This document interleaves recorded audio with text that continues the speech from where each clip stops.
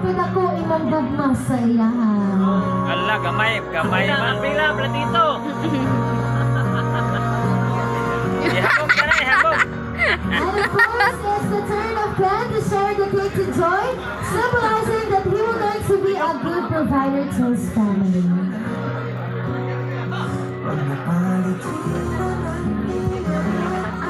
There you have it, ladies and gentlemen. And to the newlywed, Sylvan with the kiss. Cheers!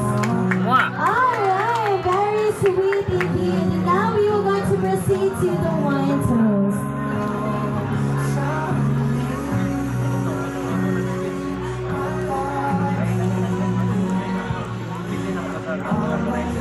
Ma, wala nang ibang space ng best. Alright, that's Anita. Wine toast, ladies and gentlemen. Let us welcome the man of the group and Mr. Jigger John Canas. Let's give him a big round of applause.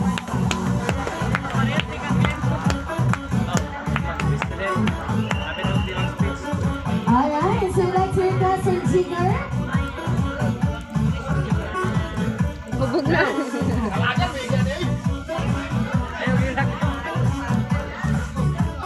Ma, para ka nag-line ba? Huwag ka na store, nasira-gila. Lagi.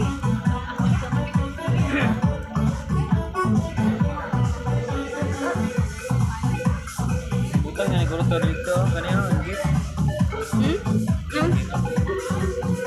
Pila lang, mama.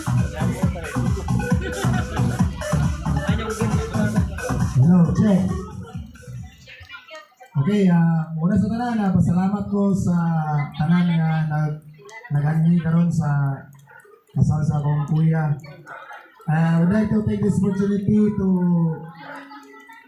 thank my kuya sa tanan nga tabang sa akong pamilya, sa ako, o sa akong mga mango, tanan.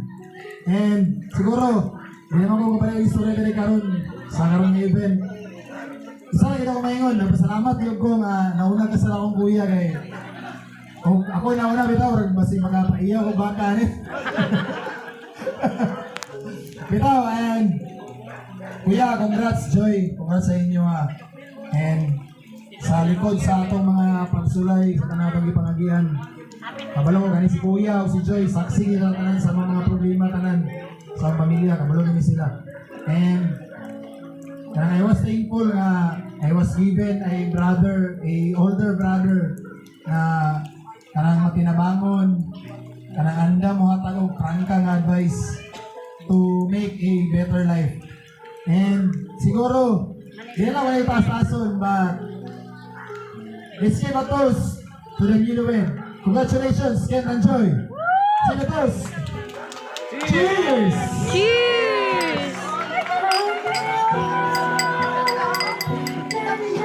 Good! Thank you so much to the man of the group, and of course to the bride and groom. Sound and toast to let the kiss. Mwah. Alright, very sweet indeed. Palakpakan for Kev and John. And at this moment, ladies and gentlemen, we come to one of our highlights for today's celebration, our dinner. And with that, ihangin na ko ang tanan sa pagtindog as we were going to say grace to our meal tonight.